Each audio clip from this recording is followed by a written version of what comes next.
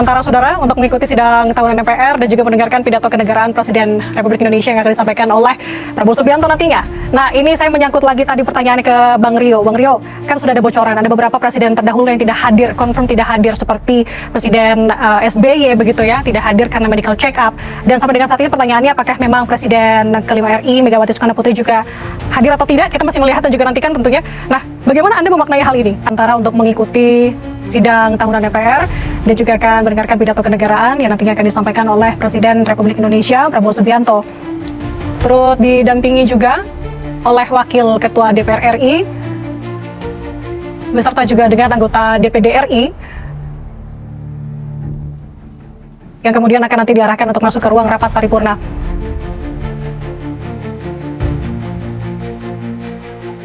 Selamat pagi Pak Gun-Gun, Bang Rio, apa kabar? Pagi, Mbak Nanda, Bang Gun-Gun, pagi. Terima kasih sudah meluangkan waktunya untuk bisa hadir di Menara Kompas, Pak Gun-Gun dan juga Bang Rio. Saya mau ke Pak Gun-Gun dulu, melihat bagaimana situasi tadi dari Kompleks Parlemen Senayan Jakarta. Kita menunggu juga untuk tamu VIP yang masih terus berdatangan. Tapi kalau berbicara kita mengaitkan dengan pidato kenegaraan ya Pak Gun-Gun, ini kan ibaratnya kita menantikan kejutan apa nih, khususnya yang akan disampaikan oleh Presiden ya. Nah, biasanya pidato kenegaraan ini Presiden menyampaikan apa-apa saja yang sudah dicapai ataupun kemajuan-kemajuan ya, bahasanya disampaikan oleh Presiden Prabowo Subianto di pidato kenegaraannya tahun lalu, atau juga dievaluasi. Tapi kalau berkaca dari pidato kenegaraan tahun kemarin ya Pak Gun-Gun, tampaknya kebanyakannya adalah mengenai kemajuan-kemajuan. Apakah dari sudut pandang Pak Gun-Gun tahun ini ada sedikit berbeda penyampaiannya? Ya, begini ya, pidato kenegaraan yang biasanya tanggal 16, tapi karena hari libur kemudian digeser ke 14 Agustus, itu menurut saya bukan soal kejutannya apa, tapi ini soal tanggung jawab seorang presiden pada rakyat Indonesia. Apalagi Pak Prabowo tahun lalu pada saat sudah menyampaikan laporan di tahun 2025, itu kan di nota keuangan, dan APBN-nya itu sudah di periodenya Pak Prabowo. Artinya maksud saya sudah konsep, basis orientasi, basis ekspektasi yang kemudian memang otoritasnya ada di Pak Prabowo. Kalau sebelumnya kan APBN-nya sudah dieksekusi di eranya Pak Jokowi. Nah, ini sehingga kemudian perlu penegasan kepada rakyat Indonesia, 1 tahun yang sudah dieksekusi itu harus dilaporkan pada publik. Inilah yang disebut dan laporan lembaga-lembaga negara, termasuk tentu juga institusi kepresidenan dengan otoritas yang ada pada dirinya, gitu maksud saya. Memang tradisi pidato itu sudah dimulai kalau eranya Pak Soekarno, Insinyur Soekarno itu kan selalu tanggal 17 langsung kepada rakyat, tidak di sidang MPR. Tapi kalau eranya Orde Baru mulai tahun 1967 itu mulai di sidang MPR, dan nota APBN, nota keuangan, dan rancangan APBN biasanya disampaikan kalau tidak salah itu mulai tahun 1968. Jadi itu tradisi tahunan yang biasa saja. Tapi menjadi substantif kalau kita bicara pertanggungjawaban seorang presiden pada rakyat Indonesia atas apa yang sudah dilakukan dan hal-hal yang mungkin menjadi pertanyaan publik bisa dijelaskan. Begitu. Oke, ini merupakan agenda tahunan yang kalau tadi bahasanya adalah yang biasa saja, tapi ini tidak jadi biasa saja karena akan menyampaikan tanggung jawabnya begitu ya? Betul. Apa yang sudah dilakukan. Nah, saya mau ke Bang Rio deh kalau kayak gitu. Bang Rio, udah ada kisi-kisinya nggak nih? Apa sih kira-kira yang akan jadi poin-poin yang mungkin akan disampaikan oleh Presiden Prabowo di pidato kenegaraan nanti, Bang Rio? Ya, tentu saja Mbak Nanda untuk isi daripada pidato yang hari ini akan ada 2 ya. Kita akan menyaksikan bersama pidato kenegaraan yang akan disampaikan langsung oleh Presiden, lalu di paruh kedua setelah ibadah sholat Jumat juga akan dilanjutkan dengan pembacaan nota keuangan untuk era APBN 2027. Nah, kita tentu saja harus menunggu dari Presiden yang menyampaikan sendiri, tapi pada dasarnya yang harus kita pahami, tadi saya sepakat dengan Bang Gun-Gun, ini bukan merupakan sebuah hanya tradisi belaka atau kebiasaan yang dilakukan dari tahun per tahun, tapi ini merupakan memang bagaimana pemerintah yang dipimpin oleh Presiden Prabowo melaksanakan kewajiban konstitusionalnya sesuai dengan mandat undang-undang dan juga sesuai dengan prinsip daripada demokrasi kita, di mana Presiden menyampaikan pertanggungjawabannya kepada rakyat melalui wakil rakyat. Apa saja yang akan disampaikan oleh Presiden, baik terutama di dalam pidato kenegaraan, yaitu tentu saja evaluasi tentang apa saja yang sudah dicapai selama 1 tahun terakhir daripada pemerintahan Presiden Prabowo. Juga tantangan apa yang sedang kita hadapi hari ini dan bagaimana caranya kebijakan-kebijakan ini dapat menyelesaikan tantangan tersebut ke depannya. Itu yang paling penting, karena kita tahu hari ini kita mengalami banyak sekali tantangan terutama dari eksternal, dari global, dan tidak dapat dipungkiri ada juga beberapa tantangan yang bersifat dari internal yang memang merupakan masih menjadi catatan-catatan kita. Kalau kita ingat Presiden dalam pidato di bulan Juli ketika menyampaikan KPPKF maupun di pidato kenegaraan tahun lalu, beliau dengan tegas menyatakan bahwa kita harus berani jujur pada diri kita sendiri. Kalau kita memiliki penyakit, kita memiliki kekurangan, kita harus mengakui dan kita harus bisa mengetahui apa obatnya. Baru dengan cara itu kita bisa menyelesaikan masalah tersebut. Salah satu isu utama yang menjadi atensi daripada Presiden tentu saja adalah tentang pemerataan ekonomi.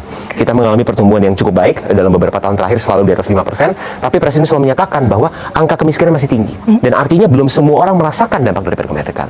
Jadi prinsip-prinsipnya adalah tentu saja bagaimana caranya menyelesaikan masalah pemerataan ekonomi tersebut. Itu yang kami percaya akan menjadi spirit utama daripada pidato Presiden untuk pidato kenegaraan. Lalu yang untuk di paruh kedua, untuk penyataan nota keuangan dan juga untuk RAPBN 2027, kembali lagi ini merupakan mandat konstitusi, di mana Presiden perlu mengajukan rancangan APBN untuk tahun selanjutnya kepada DPR, di mana nanti setelah Presiden mengajukan, tentu saja DPR akan membahas selama 1 bulan ke depan, sampai kurang lebih di bulan September, sampai mengeluarkan produk akhirnya, yaitulah kalau kita di Indonesia kita mengenal Undang-Undang APBN 2027. Itulah yang akan menjadi undang-undang acuan kita untuk kebijakan-kebijakan fiskal kita 1 tahun ke depan di tahun 2027. Oke, berarti concernnya kalau untuk pagi ini, segala kemungkinan mungkin bisa saja disampaikan terkait dengan tanggung jawab, apalagi mungkin juga mengenai kondisi internal atau di tanah air seperti saat ini, Bang Rio, komunikasi politiknya dan lain sebagainya juga tidak menutup kemungkinan akan membahas terkait dengan hal itu ya? Ya, betul, tentu saja. Oke. Oke, kenapa saya bertanya begini, Bang Rio? Karena ini menyangkut mengenai kalau kita lihat, memang sampai dengan saat ini kan masih belum jelas ya maksudnya siapa-siapa saja yang sudah hadir, masih berdatangan begitu untuk tamu VIP. Tapi kita sudah dapat bocoran terkait dengan Presiden terdahulu yang hadir, dan nih baru saja saya singgung, Bang Rio dan juga Pak Gun Gun. Ya. Presiden ke-7 Republik Indonesia Joko Widodo sudah tiba di Gedung Nusantara, Saudara, untuk mengikuti sidang tahunan MPR dan juga mendengarkan pidato kenegaraan Presiden Republik Indonesia yang akan disampaikan oleh Prabowo Subianto nantinya. Nah, ini saya menyangkut lagi tadi pertanyaannya ke Bang Rio. Bang Rio, kan sudah ada bocoran, ada beberapa presiden terdahulu yang tidak hadir, confirm tidak hadir, seperti Presiden SBY begitu ya, tidak hadir karena medical check up. Dan sampai dengan saat ini pertanyaannya, apakah memang Presiden kelima RI, Megawati Soekarno Putri juga hadir atau tidak? Kita masih melihat dan juga nantikan tentunya. Nah, bagaimana Anda memaknai hal ini? Artinya kan kalau kita lihat mungkin yang akan confirm adalah dari Presiden RI Joko Widodo yang sudah tiba saat ini. Ya, jadi memang kalau memang secara kita kan selalu setiap kali ada agenda kenegaraan itu pasti seluruh presiden-presiden terdahulu yang telah menjabat, wakil-wakil presiden terdahulu yang pernah menjabat, pasti semuanya akan selalu diundang. Nah, kami tentu saja mengerti dan juga ada beberapa dinamika mungkin terkait dengan agenda masing-masing, seperti Pak SBY yang kebetulan sudah disampaikan beliau sedang ada pengobatan, ada medical check up di Amerika Serikat, maka berhalangan untuk hadir, maupun dengan dinamika-dinamika lain yang mungkin kami menyadari bahwa pasti agenda daripada para mantan-mantan kepala negara terdahulu juga pasti padat. Jadi tentu saja kami berharap semuanya dapat hadir, tapi tentu saja kami juga menghormati dan mengembalikan kepada masing-masing daripada mantan kepala negara apakah memang dapat menghadiri agenda pidato kenegaraan pada hari ini atau tidak. Oke, kalau Pak Gun Gun punya tanggapan lain? Ya, ini kan namanya momentum symbolic convergence. Yes. Momentum di mana kesadaran bersama itu dibagikan ke rakyat, ya kan? Sehingga pertemuan itu seringkali ditafsiri. Kan momentumnya itu harusnya membangun semangat kekitaan. Oke. Tadi udah disebut, undangan sudah disampaikan. Tapi belum tentu semua presiden itu mantan presiden bisa hadir, kan begitu ya? Bagi saya sih nggak ada masalah ya.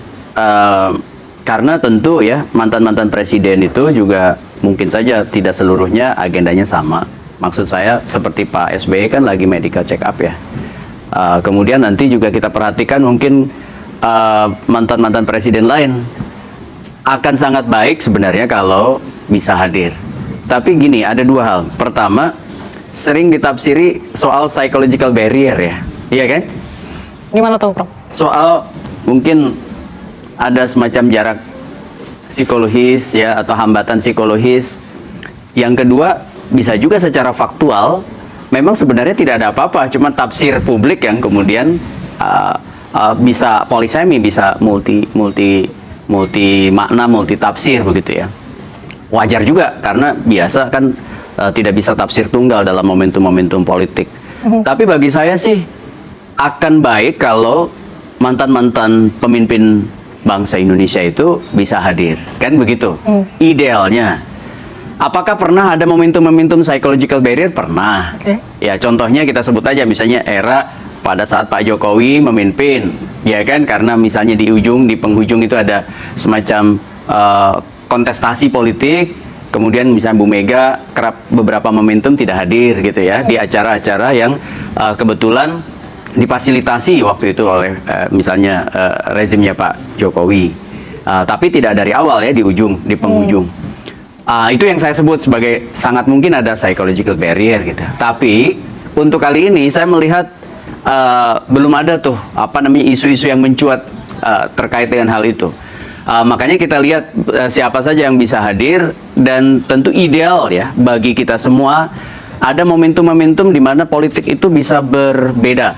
Contohnya misalnya dalam kontestasi elektoral, ya itu bisa aja berkontestasi sangat keras sekalipun. Tapi di momentum-momentum lain ada semacam oase gitu, seperti ya pidato kenegaraan 16 atau 14 Agustus seperti sekarang. Nanti di momentum 17, makanya saya istilahkan, ini meminjam istilah Borman, simbolik konvergen itu. Jadi bagaimana bangsa Indonesia itu merasakan adanya semangat kekitaan yang diekspos ya dari kehadiran fisik maupun psikologis para pemimpin di satu momentum tertentu. Contoh misalnya di beberapa negara demokrasi kan memang kontestasi biasa. Tapi ada momentum tertentu, momentum kebangsaan yang orang bisa hadir bersama. Jadi ya itulah hakikat dari demokrasi, berkompetisi dan membangun sinergi di sisi yang lain gitu. Sekalipun sinergi itu tidak harus selalu berada dalam satu kongsi. Bisa yang disebut dengan kritik yang sekalipun tajam gitu ya.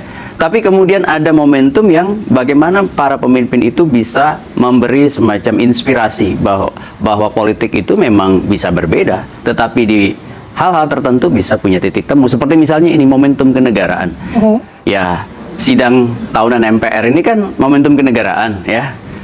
Sehingga kemudian bisa jadi semacam pesan bahwa bangsa Indonesia itu memang sudah berada di level demokrasi yang mengarah pada arah yang tepat. Salah satu indikatornya apa gitu? Ya banyak ya, keberfungsian pemerintah.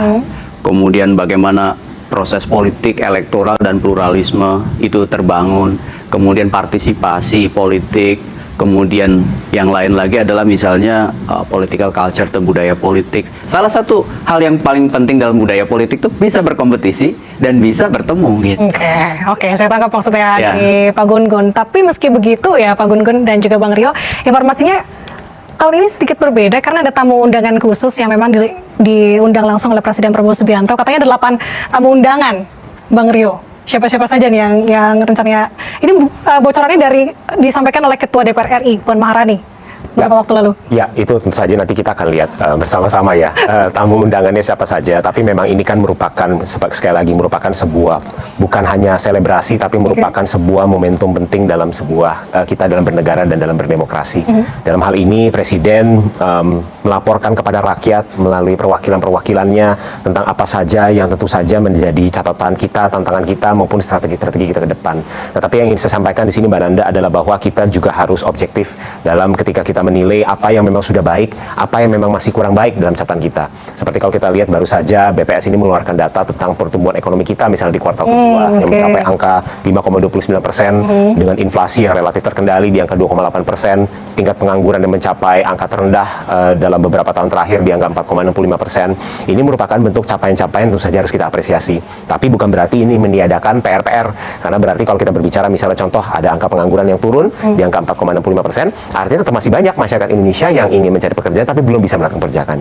Lalu kita juga Presiden mengetahui dengan betul bahwa salah satu tantangan kita hadapi juga adalah dalam struktur tenaga kerja kita, di mana hari ini kalau kita berbicara mungkin sekitar 60% tenaga kerja kita itu masih berada di sektor informal. Dan kalau kita berbicara apa sih tujuan daripada pidato kenegaraan ini kan dalam rangka kita menyongsong bagaimana Indonesia bisa menjadi sebuah negara yang maju, sebuah negara yang makmur. Indikasi daripada sebuah negara yang maju sebagai sebuah negara yang makmur adalah negara yang mempunyai pendapatan per kapita yang tinggi. Artinya negara yang memiliki masyarakat sejahtera, artinya negara yang memiliki kelas menengah yang tebal. Nah, ini merupakan tantangan-tantangan nih. Bagaimana kita bisa menciptakan sebuah kelas menengah yang tebal, yang baik, yang makmur, yang sejahtera? Caranya cuma satu, kita harus bisa melahirkan apa yang kita sebut sebagai high paying jobs atau pekerjaan-pekerjaan berkualitas. Caranya bagaimana supaya lapangan pekerjaan itu berkualitas datang? Satu, kita harus mengejarkan investasi yang kita sudah mencapai target, kurang lebih kita sudah mencapai 1.000 triliun di paruh pertama tahun 2021. 2026 ini terus digencarkan. Tapi dalam jangka panjang, Mbak Nanda, kita harus ingat juga kita juga harus mempersiapkan tenaga kerja kita. Karena kalau tidak, kita tidak dapat berkompetisi dengan negara-negara lain, ya kan? Nah, inilah kenapa tujuannya ada program seperti makan bergizi gratis, di mana tujuannya adalah jangka panjang kita berinvestasi pada human capital kita, supaya anak-anak kita bisa tumbuh besar, dapat bersaing dengan anak-anak dari negara manapun. Pak Gun-Gun, bagaimana tanggapannya? Iya, ini kan yang sering kita dengar ya dari teman-teman yang memberi dukungan pada pemerintah. Dan dalam banyak hal ada 3 catatan penting ya yang mungkin bisa terjawab juga oleh Pak Presiden. Pertama soal governance-nya gitu ya. Contoh misalnya tadi udah disebut soal human capital. Antara lain tadi Bang Rio bicara soal MBG ya. Nah, kan kita lihat governance-nya kemarin bermasalah gitu. Mungkin niatan awal bagus, tetapi dalam konteks governance itu harus dievaluasi. Tata kelola. Ya, dalam konteks tata kelola, kita bisa lihat misalnya bagaimana satu kebijakan yang sifatnya nasional itu harusnya kan dimulai dari setelah gagasan itu mau direncanakan, kemudian dieksekusi, ada piloting, ya kan? Kemudian kemudian ada wilayah target yang tepat seperti 3T, baru kemudian jadi satu program nasional. Kalau itu jadi program prioritas, yang penting kemudian menjadi satu program bersifat nasional, proses transisi untuk kemudian dieksekusi secara nasional itu kan perlu tahapan. Nah, saya lihat ada lompatan kemarin, sehingga kemudian ada satu mekanisme yang kurang, bukan kurang lagi, tapi harus menjadi bahan evaluasi juga. Memang cukup amburadul ya kemarin. Maaf saya potong Pak Gun-Gun, berarti ada alur yang memang keskip. Ibaratnya bahasa ya, lompat, gitu. ya melompat. Ya? Ya, tadi saya sudah jelaskan harusnya tahapannya mulai dari perencanaan itu, kemudian dieksekusi idenya, kemudian ada pilotnya, ada wilayah target, kemudian baru level nasional. Itu evaluasi saya yang pertama ya soal tata kelola dalam konteks mengeksekusi program. Apalagi program itu menjadi program yang andalannya presiden. Seperti MBG ini andalan presiden. Koperasi misalnya, koperasi merah putih, itu kan jadi satu hal yang juga harus dievaluasi nih. Bagaimana dari sisi tata kelolanya. Kemudian yang kedua, kita tahu bahwa kebijakan tanpa komunikasi kebijakan itu juga jadi problem. Presiden sudah mengakui seingat saya April 2025, itu bahwa salah satu persoalan yang bermasalah itu komunikasi kan. Nah, saya melihat perlu diperkuat lagi yang disebut dengan komunikasi presidensial. Komunikasi presidensial itu kan karakternya 3, ya kan? Pertama itu official resmi, yang kedua itu direktif, ya, memberi arahan ke bawah, ya kan? Kemudian yang ketiga otoritatif. Nah, dalam banyak momentum saya melihat ada sebenarnya opini publik yang kontroversial di komunikasi pemerintah, ya kan?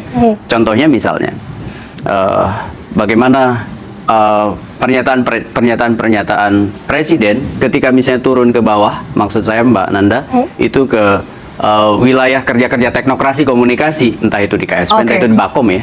Pak Gun-Gun, maaf kita potong dulu, kita tahan dulu sebentar karena kita akan lihat dulu bagaimana situasi terkini di Kompleks Parlemen Senayan Jakarta. Kita sudah lihat nih ya, Pak Gun-Gun dan Bang Rio, Presiden Republik Indonesia Prabowo Subianto sudah tiba di Gedung Nusantara di Kompleks. Oh, ternyata Wapres Republik Indonesia Gibran Rakabuming Raka beserta istri sudah tiba. Tampaknya kalau ini sebentar lagi akan ada kedatangan presiden ya, sudah tiba bentar lagi seharusnya. Kalau misalkan melihat dari tahun lalu bagaimana alurnya. Nah, kita kembali lagi sembari melihat visual terkini, saudara. Wakil Presiden Republik Indonesia Gibran Rakabuming Raka sudah tiba di Gedung Nusantara untuk mengikuti sidang tahunan DPR dan juga akan mendengarkan pidato kenegaraan yang nantinya akan disampaikan oleh Presiden Republik Indonesia Prabowo Subianto. Turut didampingi juga oleh Wakil Ketua DPR RI beserta juga dengan anggota DPD RI yang kemudian akan nanti diarahkan untuk masuk ke ruang rapat paripurna. Sembari kita melihat bagaimana situasi terkini dari Kompleks Parlemen Senayan Jakarta, kita lanjutkan dialognya tadi, Pak Gun-Gun, terkait dengan evaluasi. Ada 2 poin tadi yang sudah disampaikan. Ya, poin kedua tadi soal komunikasi kebijakan ya, karena dalam konteks negara demokrasi, kebijakan tanpa komunikasi kebijakan biasanya itu akan lahir kerusakan, karena tidak dipahami, tidak mendapatkan dukungan gitu dari publik trustnya rendah maksud saya. Nah, sehingga ini kemudian perlu jadi catatan Kemudian yang ketiga, bagaimana pelibatan kelompok-kelompok di luar pemerintah dalam komunikasi deliberatif ya, dalam komunikasi yang sifatnya itu timbal balik, ya resiprokal. Jangan kritik pada pemerintah itu selalu kemudian ditafsiri sebagai kebencian pada pemerintah. Anda ingin menyebutnya sebagai anti kritik atau bagaimana berarti? Nah, saya ini bicara suatu hal yang normatif sebenarnya, bahwa konteks negara demokrasi itu butuh kritik sebagai nutrisi bagi pemerintahan. Ya contoh. Kanal-kanal itu kan harus dibangun jauh lebih produktif, bukan hanya ketika misalnya ada kritik seperti melalui media ataupun mungkin dari kekuatan sipil di diskusi-diskusi yang tercecer ya. Itu harusnya diberi kanal supaya kemudian ada kelanjutannya dari kritik itu, kemudian terkonfirmasi, pemerintah mendengar dan menindaklanjuti gitu. Nah, ini penting dalam konteks suara kelompok di luar kekuasaan yang terkanalisasi ya dalam satu komunikasi yang produktif dengan rejim siapapun yang berkuasa. Siapapun yang berkuasa. Entah itu Pak Prabowo, entah itu Pak Jokowi kemarin ya, atau Pak SBY sebelumnya. Kalau kemudian kritik itu diposisikan sebagai sebuah ancaman bagi kredibilitas pemerintah, maka disitulah menurut saya letak kekeliruan, karena akan melahirkan jarak ya atau gap ya komunikasi yang melebar. Makanya ini kan Pak Prabowo masih sampai 2029. Kanalisasi suara-suara berbeda itu melalui misalnya proses-proses dialog yang jauh lebih produktif tapi juga tertindaklanjuti, itu menurut saya jadi penting. Ya. Oke, ini menarik untuk membedah satu persatu terkait dengan poin evaluasi dari Pak Gun-Gun. Saya mau ke Bang Rio dulu. Untuk poin pertama tadi disampaikan oleh Pak Gun-Gun mengenai program prioritas Presiden Prabowo Subianto. Ada dua tadi yang disinggung, MBG dan juga Kopdes. Saya mau ke MBG lebih dulu, Bang. Kalau MBG sendiri dilihatnya ada alur yang skip begitu, Bang, salah satunya. Ya, tentu saja kami dari Partai Gerindra, kami juga tidak defensif. Kami harus membuka diri dan kami tahu banyak sekali ada kekurangan-kekurangan yang sudah terjadi. Tapi sebelum kita masuk ke situ, saya ingin sedikit mengelaborasi terkait dengan filosofi atau tujuan utama daripada program prioritas pemerintah seperti MBG dan juga Kopdes. Kalau kita berbicara MBG ini kan memiliki dua, seperti koin dengan dua mata sisi. Di jangka pendek kita memiliki dampak perekonomian terhadap perekonomian lokal, untuk petani, nelayan, UMKM lokal kita, juga untuk tenaga kerja lokal yang dipekerjakan di dapur-dapur. Lalu di jangka panjang kita berbicara tentang pemberdayaan daripada sumber daya manusia kita.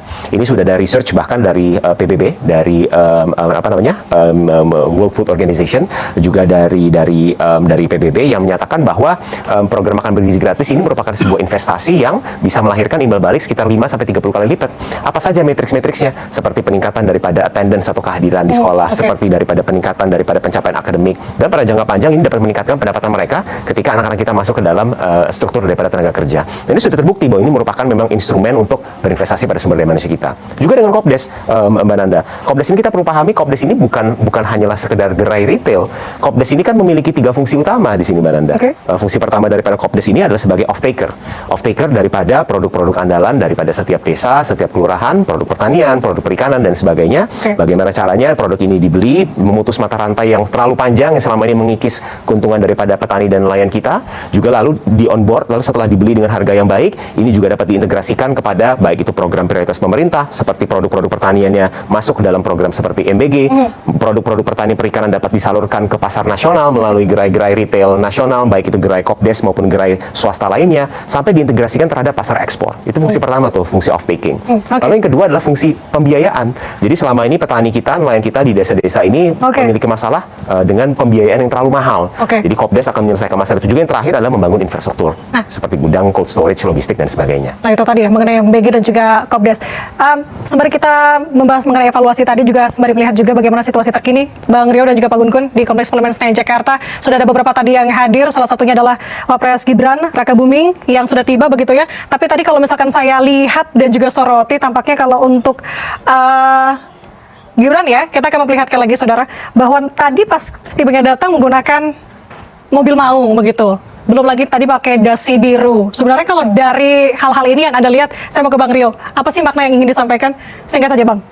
Oh iya, tentu saja kalau kita berbicara mobil dinas daripada presiden dan wakil presiden ini kan sudah dipakai sejak, kalau kita ingat ketika Presiden Prabowo pada saat itu dilantik di bulan Oktober tahun 2024, dan itu merupakan memang sebuah gestur di mana presiden ingin berpihak terhadap industri dalam negeri.